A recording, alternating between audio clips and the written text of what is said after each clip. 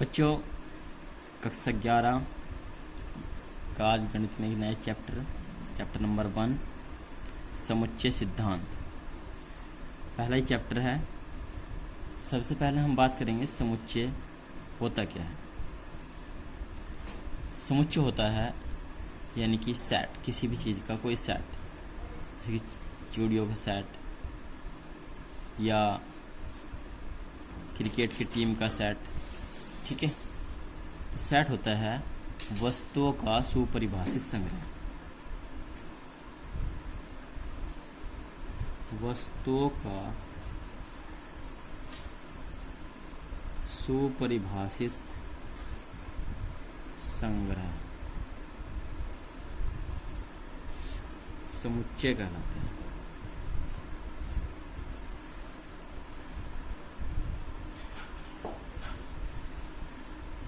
वस्तुओं का सुपरिभाषित संग्रह समुच्चय कहलाता है। फॉर एग्जाम्पल, जैसे कि हम कहें कि अंग्रेजी वर्णमाला के स्वरों का संग्रह, अंग्रेजी वर्णमाला के स्वरों का संग्रह, जैसे कि ए है, आई है, ई है, ए ई आई ओ यू, ये अंग्रेजी वर्णमाला के स्वरों का संग्रह है। तो ये क्या है? एक सेट है, एक समुच्चय है। सेकंड एग्जाम्पल, जैसे कि यदि हम कहें कि एक अंकों की प्राकृतिक संख्याओं का संग्रह यानी कि समुच्चय, एक अंकों की प्राकृतिक संख्याओं का समुच्चय, तो वो होगी 1 2 3 4 5 6 7 8 9 तक। ठीक है, और बहुत से एग्जाम्पल हो सकते हैं, जैसे कि हम कहें कि 1 से 25 के बीच आने वाली अभाज्य संख्याओं का संग्रह, 1 से 25 के बीच आने वाली अभाज्य संख्याओं का संग्रह, तो वो होगी 2 3 5 7 11 13 17 19 23। ठीक है, तो ये सब क्या है? ये समुच्चय है। समुच्चय में जो भी संख्याएं यानी कि लिखी हुई है, इन संख्याओं को हम बोलते हैं अवयव। ये जो भी यहाँ पे संख्याएं लिखी हुई है उन्हें हम क्या बोलते हैं? इनके अवयव बोलते हैं। और एक मुख्य बात जो आपको ध्यान रखनी है, समुच्चय के जितने भी अवयव होंगे उन्हें हम मंझला कोष्ठक में बंद करते हैं, यानी कि समुच्चय में किस में हम बंद करते हैं? मंझला कोष्ठक में। ठीक है, मंझला कोष्ठक में कोई भी संख्या लिखी हुई होगी तो हम उसको सेट कहते हैं, यानी कि समुच्चय कहते हैं।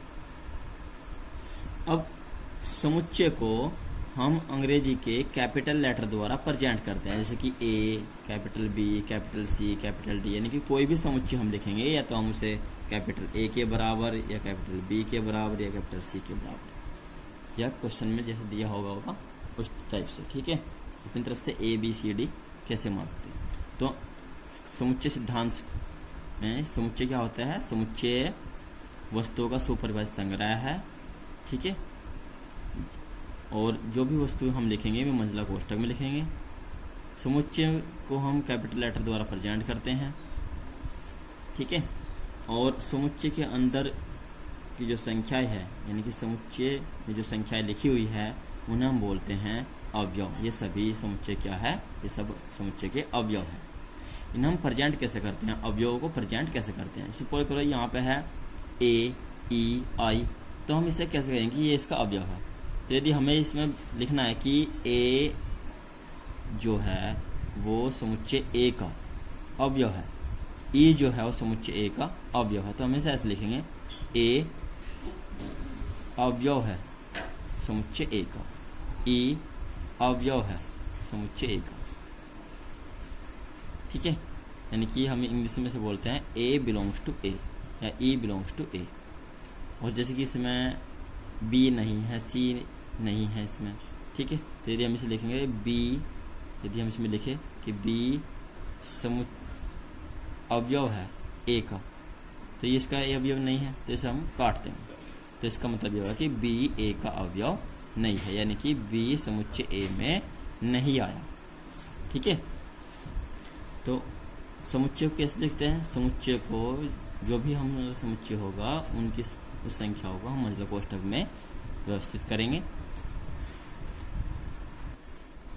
अब जैसे कि हमने बताया आपको कि ये अंग्रेजी के वोवेल्स यानी कि स्वरों का क्या है? समुच्चय है, और ये जो समुच्चय है वो एक अंकों की प्राकृतिक संख्याओं का समुच्चय है। ये समुच्चय है 1 और 25 के बीच आने वाली सभी अभाज्य संख्याओं का समुच्चय। तो अब हम लिखेंगे समुच्चय निर्माण विधि। समुच्चय निर्माण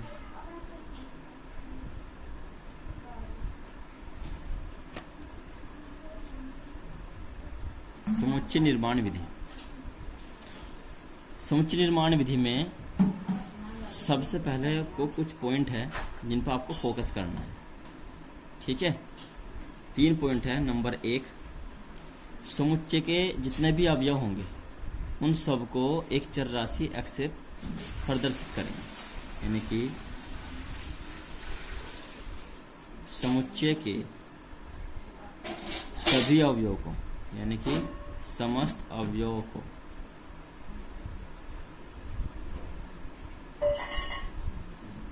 एक चर राशि x से प्रकट करेंगे। दूसरी बात में मंझले कोष्ठक में x लिखेंगे और उसमें प्रतीक लगा देंगे। ठीक है, रेशो मंझले कोष्ठक यानी कि इसमें x लिखकर x को लिखकर प्रतीक ये प्रतीक होता है रेशो का लगाएंगे।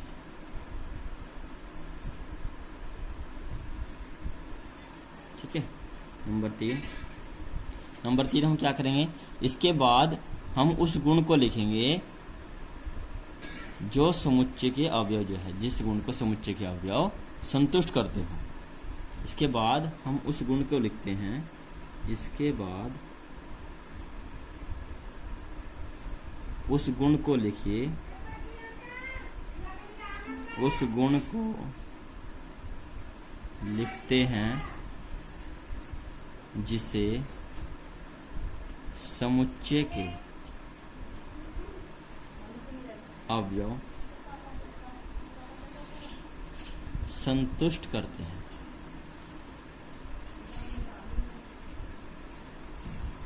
जिसे समुच्चय के अवयव संतुष्ट करते हैं।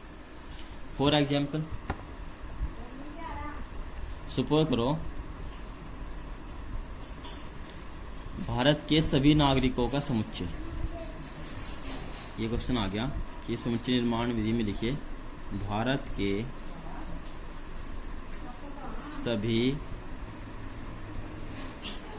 नागरिकों का समुच्चय। तो इसे हम कैसे जो है समुच्चय निर्माण विधि में लिखेंगे? जैसे लिखेंगे हम माना, क्या करेंगे?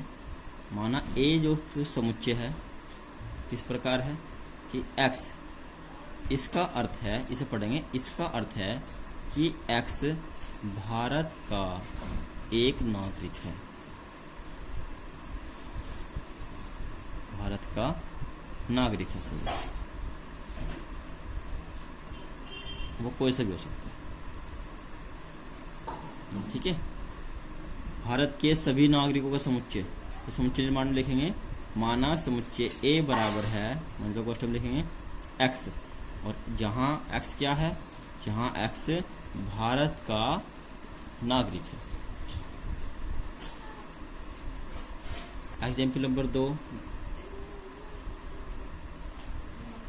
10 से छोटी सभी अभाज्य संख्या है, 10 से छोटी सभी अभाज्य संख्याओं का समुच्चय, या ऊपर से कोई भी यहाँ से एग्जाम्पल है, 10 से छोटी सभी अभाज्य संख्याओं का समुच्चय, और इसे हमें समुच्चय निर्माण विधि में लिखना है। तो हम इसे जब हल करेंगे तो लिखेंगे माना समुच्चय A बराबर है x। इसका अर्थ है कि x 10 से छोटी एक अभाज्य संख्या है। इसका अर्थ है, इसे पढ़ते हैं, यहाँ पे जो ये विसर्ग लगा हुआ है यहाँ पे पढ़ेंगे, मैं जो क्वेश्चन लिखेंगे x जैसे कि ऊपर बताया गया है, x लिखकर चिन्ह लगाते हैं, यानी कि जैसे का चिन्ह, तो x विसर्ग लगाते हैं x। इसका अर्थ है कि x 10 से छोटी अभाज्य संख्या है,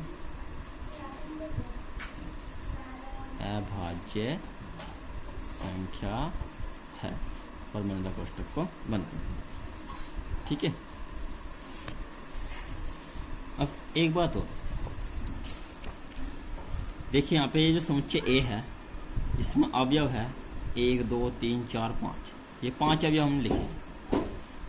चाहे हम इन अवयवों को आगे पीछे करके लिखे, फिर भी ये जो समुच्चय होगा ये A को ही प्रदर्शित करेगा। यानी कि जैसे कि यहाँ पे 1 से 9 तक की गिनती लिखी हुई है, ये समुच्चय जो B समुच्चय को दर्शा रही है।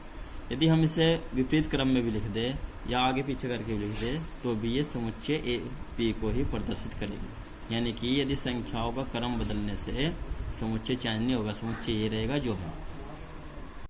अब समुच्चय के प्रकार, यानी कि समुच्चय कितने प्रकार के होते हैं और किस किस टाइप के समुच्चय होते हैं, ये हम डिस्कस करेंगे।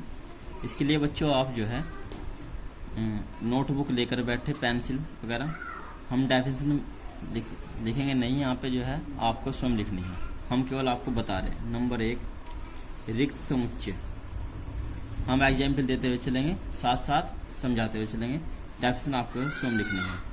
रिक्त समुच्चय, पेंसिल और नोटबुक लेकर के बैठिए। लिखना आपको ऐसा समुच्चय जिसमें कोई भी अवयव नहीं होता है, ऐसा समुच्चय जिसमें कोई भी अवयव नहीं होता है रिक्त समुच्चय कहलाता है। इसे हम फाई से या मंझले कोष्टक खाली बिल्कुल से प्रेजेंट करते हैं। ठीक है। नंबर 2 एकल समुच्चय, एकल समुच्चय, एकल समुच्चय नाम से पता लग रहा है एकल, यानी कि एकल समुच्चय, एक अवयव। ठीक है, यहाँ लिखना है आपको ऐसा समुच्चय जिसमें केवल एक अवयव होता है, एकल समुच्चय कहलाता है। एकल समुच्चय यानी कि ऐसा समुच्चय जिसमें केवल एक अवयव होता है, एकल समुच्चय कहलाता है। फॉर एग्जाम्पल जैसे सपोज करो A बराबर हमने लिख दिया x, या हमने दिया B बराबर 5। ठीक है, तो इनमें सब में क्या है, इन सब का केवल एक अवयव है, समुच्चय A में भी, समुच्चय B में भी, समुच्चय C में भी। तो ये एकल समुच्चय है। एकल समुच्चय जिनमें अवयव की संख्या केवल एक होती है, एकल समुच्चय कहलाता है।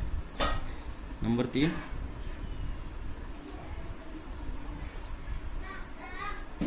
परिमित समुच्चय, परिमित समुच्चय। परिमित समुच्चय क्या होते हैं, परिमित यानी कि सीमित। ठीक है, तो ऐसा समुच्चय है जिसमें अवयवों की संख्या सीमित होती है, यानी कि जो गिनी जा सके। ठीक है, ऐसा समुच्चय जिसमें अवयवों की संख्या निश्चित होती है, यानी कि उसकी कोई लिमिट होती है, सीमित होती है, तो उसे हम क्या कहते हैं, परिमित समुच्चय कहते हैं। जैसे यदि हम कहें कि 1 से 100 तक की संख्याओं का समुच्चय, या अंग्रेजी के कैपिटल लेटरों का समुच्चय, या हम कहें कि 1 से 100 तक की अभाज्य संख्याओं का समुच्चय, तो ये सब क्या है, ये परिमित समुच्चय है। ठीक है, आप लिखना सुन, चाहे तो आप इन्हें बुक में से पढ़ लेना। ठीक है। नंबर 4, अपरिमित समुच्चय। अपरिमित समुच्चय। अपरिमित समुच्चय क्या होते हैं? अपरिमित समुच्चय वे होते हैं जिनमें अवयवों की संख्या सीमित नहीं होती, यानी निश्चित नहीं होती। अपरिमित यानी कि जिसकी कोई लिमिट ही ना हो, तो वे समुच्चय क्या होंगे? अपरिमित समुच्चय होंगे। जैसे कि यदि हम कहें कि आकाश में तारों का समुच्चय, या फिर हम कहें कि भारत में रहने वाले सभी गरीब व्यक्तियों का समुच्चय। ठीक है। तो यदि कोई समुच्चय परिमित नहीं है, सीधी सी बात है, यदि कोई समुच्चय परिमित नहीं है तो वह अपरिमित समुच्चय कहलाता है।